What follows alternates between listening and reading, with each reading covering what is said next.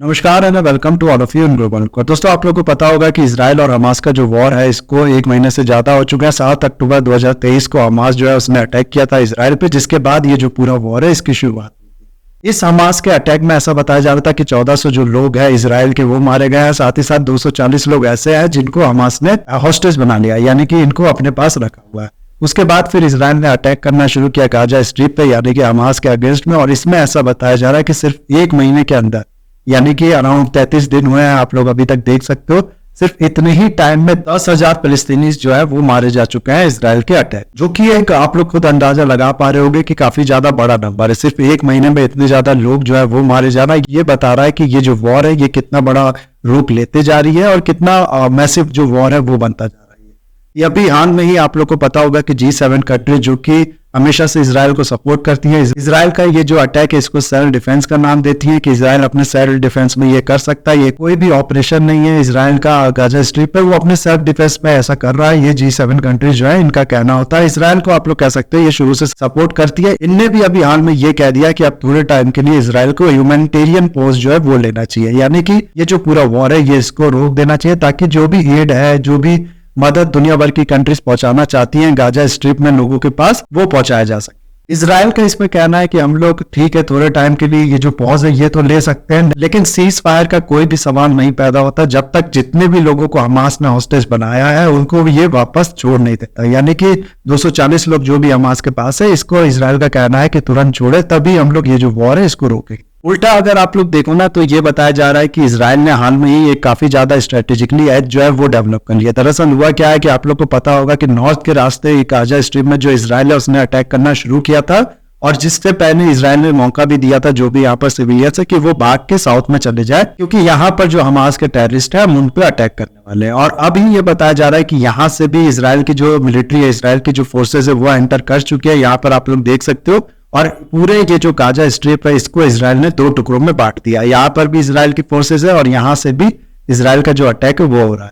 और ऐसा इसराइल ने इसलिए किया है ताकि साउथ से जो एड है वो ना मिल पाए नॉर्थ में। यहाँ पर जो हमास के टेररिस्ट है उनको कोई भी वेपन ना सप्लाई हो सके, कोई भी इस तरह की मिलिट्री एड जो है वो यहाँ तक ना पहुंच।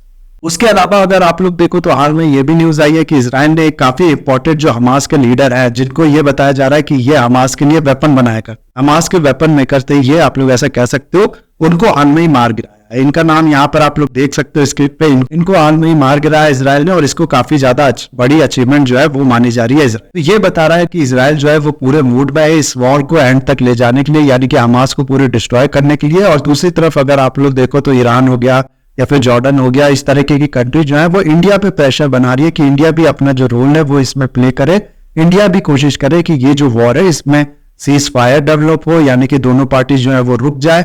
इसराइल जो अटैक कर रहा है इस समय हमास के टेररिस्ट पे, उसको रोकते, इस तरीके की चीजें हैं वो उसके लिए रिक्वेस्ट किया है ईरान ने। यहाँ पर आप लोग देख सकते हो ये न्यूज है जिसमें बताया जा रहा है कि ईरान के जो लीडर हैं उनने बात की इंडिया के प्राइम मिनिस्टर से, और इन दोनों की बातचीत में अगर आप लोग देखो ना एक काफी ज्यादा इंपॉर्टेंट चीज जो है उस पर भी बात की गई। ये चीज है चाबार पोर्ट। आप लोग को पता होगा कि चाबार पोर्ट से जो कनेक्शन की बात की जा रही थी यूरोप की या फिर सेंट्रल एशिया की या फिर नॉर्थ एशिया की, उसी की एक अल्टरनेटिव के रूप में इंडिया मिडिल ईस्ट और यूरोप कॉरिडोर जो है उसको देखा जा रहा था।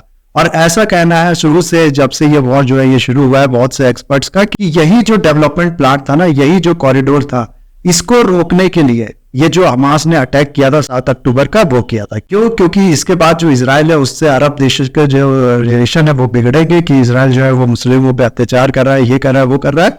और उसके बाद से ये जो प्रोजेक्ट है, ये जो कॉरिडोर है, इसमें थोड़ी बहुत बाधा क्रिएट होगी, क्योंकि इसका जो पूरा बैकबोन है ना इस प्रोजेक्ट का, वो इसराइल से अच्छे रिलेशन और अरेबियन कंट्रीज के वो था। बिना अच्छे रिलेशन के आप लोग खुद देख सकते हो यहाँ से ये जो कॉरिडोर है ये नहीं डेवलप हो सकता। तो ये जो चीज है इसके बावजूद भी अगर आप लोग देखो, एक तरफ ये पूरा वॉर हो रहा है, इंडिया ने भी कहा था कि हम लोग इंडिया मिडिल ईस्ट का जो कॉरिडोर है इसमें इंक्लूड करेंगे, और इसमें इंडिया ने भी पूरी तरीके से पार्टनरशिप की बात की थी। और दूसरी तरफ ईरान के जो लीडर है उनके साथ चाबार पोर्ट जो है उसको लेकर भी बात हुई है। तो ये चीज काफी ज्यादा इंटरेस्टिंग है यहाँ पर देखने के लिए। बस एक और चीज यहाँ पर नोटिस करने वाली है वो ये कि आप लोग को पता होगा कि बहुत से मुस्लिम कंट्रीज, मेरे ख्याल से जितनी भी मुस्लिम कंट्रीज है एक दो को छोड़ के, वो हमास का जो 7 अक्टूबर का अटैक था ना उसको टेररिस्ट अटैक नहीं मानती है, उसको कंडेम नहीं करती है। उसको कहती है कि फिलिस्तीनियों पे बहुत ज्यादा अत्याचार हो रहा है शुरू से, इसलिए उन लोग ने फ्रस्ट्रेशन में, आप लोग कह सकते हो, ये उनका जो रिटेलिएशन करने का तरीका था वो था, सालों का जो ऑपरेशन है उसके अगेंस्ट में इस तरीके की बातें जो है वो की जाती है। इवन कि यूएन में भी अगर आप लोग देखो ना तो उसको कंडेम नहीं किया गया। हमास का जो अटैक है उसको कंडेम नहीं किया गया। जो यूएन का रिजोल्यूशन हाल में पास हुआ है जिसमें इंडिया अपसेट रहा, उसमें हमास के अटैक को कहीं भी कंडेम नहीं किया गया। लेकिन उसके बावजूद भी यहाँ पर आप लोग देख सकते हो इंडिया का जो मेंशन है, इंडिया की जो पोजीशन है वो हमेशा से क्लियर है। जब हमास ने अटैक किया था तभी इंडिया ने ये कह दिया था कि ये जो अटैक है ये एक टेररिस्ट अटैक है और हम लोग किसी भी तरह के टेररिस्ट अटैक को सपोर्ट नहीं कर। और इसी चीज का मेंशन अगर आप लोग देखो तो प्राइम मिनिस्टर मोदी का जो स्टेटमेंट है उसमें भी देखने को मिलेगा। उन्होंने फिर से टेररिज्म का जो मेंशन है वो यहाँ पर किया है। तो इससे कुछ चीजें बहुत साफ है। देखो इंडिया की जो पोजिशन है ना उनको 3 पॉइंट पे आप लोग यहाँ पर समझ सकते हो। सबसे पहले तो ये जो हमास का अटैक था या फिर इस तरीके के किसी भी टेररिज्म में जिसमें हमास पहले से इन्वॉल्व है, हमास ने जो पहले किया है इसराइल के अगेंस्ट में, उसको सपोर्ट नहीं करता है। दूसरी तरफ इंडिया जो है वो ये कहता है कि हम लोग यहाँ पर 2 स्टेट या फिर 2 नेशन थ्योरी जो है उसमें बिलीव करते हैं, दोनों कंट्रीज बननी चाहिए, फलस्तीन और इजराइल। और तीसरा इंडिया जो है वो एड भी पहुंचा रहा है, आप लोग को पता होगा, गाजा स्ट्रिप में। तो इंडिया इससे अपनी ये पोजीशन भी क्लियर कर पा रहा है कि हम लोग सिविलियंस को जो इस पूरे वॉर में झेलना पड़ रहा है उसके अगेंस्ट। तो इन 3 चीजों से इंडिया की जो इस एरिया को लेके पूरा आप लोग कह सकते हो पोजीशन है, जो इस एरिया को लेके पूरा इंडिया की विचारधारा है, जो पूरा इंडिया के सोचने का तरीका है, वो आप लोग समझ सकते हो। उसके अलावा अगर आप लोग देखो ना तो इस वॉर के बाद इजराइल की तरफ से इंडिया के लिए एक और पॉजिटिव न्यूज आ रही है। दरअसल आप लोग को पता होगा कि ऑलरेडी इजराइल में कई इंडियंस जो है वो काम करते हैं, और सिर्फ इंडियंस ही नहीं, ये जो फलस्तीन जिसके साथ इजराइल का इतना बवाल है, जो आप लोग कह सकते हो पूरा इशू है इन दोनों कंट्रीज के बीच में, उसके बावजूद भी इजराइल क्या करता है कि बहुत से फलस्तीनियंस को अपने यहाँ जॉब देता है। ऐसा बताया जाता है कि लगभग 1 लाख से ज्यादा जो फलस्तीनियंस है, 1,10,000 नंबर बताया जाता है, इतने जो फलस्तीनियंस है वो आके जॉब करते हैं इजराइल में, जिसको वर्क परमिट देता है इजराइल ऑफकोर्स, और ये आके यहाँ पर जॉब करते हैं। लेकिन जब से ये वॉर शुरू हुआ उसके बाद ऐसा बताया जा रहा है कि 90,000 फलस्तीनियन जो है उनका वर्क परमिट इजराइल ने कैंसिल कर दिया, यानी कि अब ये यहाँ पर जाके जॉब नहीं कर सकते हैं। और इसकी वजह से इजराइल की बहुत सी इंडस्ट्रीज अगर आप लोग देखो ना तो उस पर भी बहुत बुरा असर पड़ा है। जाहिर सी बात है, इतने ज्यादा वर्कफोर्स को इकट्ठे हटाई दिया जाएगा तो असर पड़ेगा इंडस्ट्रीज पे। 25% इजराइल की जो पूरी वर्कफोर्स थी ना वो सिर्फ फलस्तीनियन लोगों की थी। तो इतने ज्यादा लोगों को 25% मायने रखता है, बहुत बड़ा नंबर है। इतने ज्यादा लोगों को जब बिल्कुल हटा दिया जाएगा तो जाहिर सी बात है इसका असर जो है वो इजराइल की बहुत सी इंडस्ट्रीज पे पड़ेगा, वही हो रहा है। और ऐसे में एक इंडस्ट्री जिस पे बहुत ज्यादा इसका असर पड़ रहा है वो है कंस्ट्रक्शन सेक्टर इजराइल का। इसीलिए अभी न्यूज ये आ रही है कि इजराइल चाहता है कि 1 लाख इंडियंस जो है उनको ये जॉब प्रोवाइड करे कंस्ट्रक्शन सेक्टर में इजराइल के अंदर। इसके लिए बातचीत भी चल रही है। इससे पहले भी मैंने, अगर आप लोगों को याद हो तो, एक वीडियो बनाया था जिसमें मैंने बताया था कि 42,000 इंडियंस जो है उनको जॉब देने की बात की गई है इजराइल के अंदर।